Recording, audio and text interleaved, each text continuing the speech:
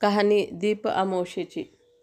ऐका दीपकांनो तुमची कहाणी. आटपाट नगर होतं. तिथं एक राजा होता.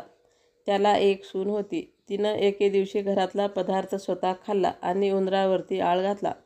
आपल्यावरचा प्रमाद टाळला. इकडं उंदराने विचार केला की हा आपल्यावर उगाच आळ आला आहे, तेव्हा आपण सूड घ्यावा. म्हणून सर्वांनी विचार केला व रात्री हिची चोळी पाहुण्यांच्या अंथरुणात नेऊन टाकली.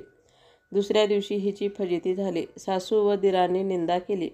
घरातून तिला घालवून दिली. हिचा रोजचा नेम असे की रोज दिवे घासावे, तेलवात करावी, स्वतः ते लावावेत, खडी साखरेच्या खड्यानं त्यांच्या ज्योती साराव्या, दीप अमावस्येच्या दिवशी त्यास चांगला नैवेद्य दाखवावा. याप्रमाणे ही घरातून निघाल्यावर ते सारं बंद पडलं.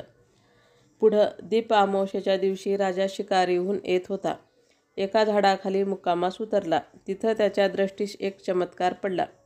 आपले सर्व गावातले दिवे अदृश्य रूप धारण करून झाडावर येऊन बसले आहेत.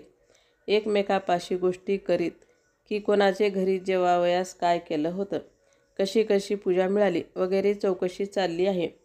सर्वांनी आपापल्या घरी घडलेली हकीकत सांगितली. त्याच्या मागून राजाच्या घरचा दिवा सांगू लागला, बाबांनो काय सांगू, यंदा माझ्यासारखा हातभागी कोणी नाही. मी दरवर्षी सर्व दिव्यात मुख्य असायचा. माझा थाटमाट जास्ती व्हायचा.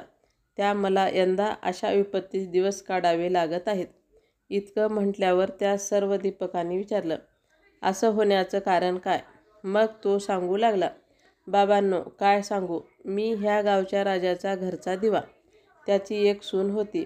तिनं एके दिवशी घरातला पदार्थ आपण स्वतः खाल्ला आणि उंदरावरती आळ घातला.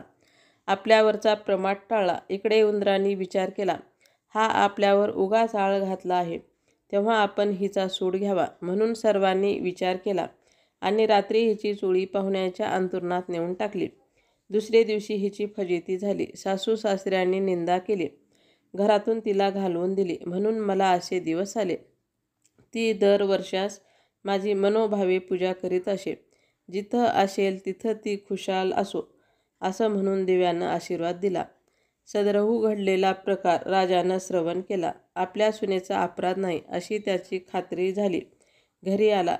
कोणी प्रत्यक्ष पाहिलं आहे काय म्हणून चौकशी केली, तेव्हा कोणीही पाहिलं नाही असं समजलं. मग तिला मेना पाठवून आणली.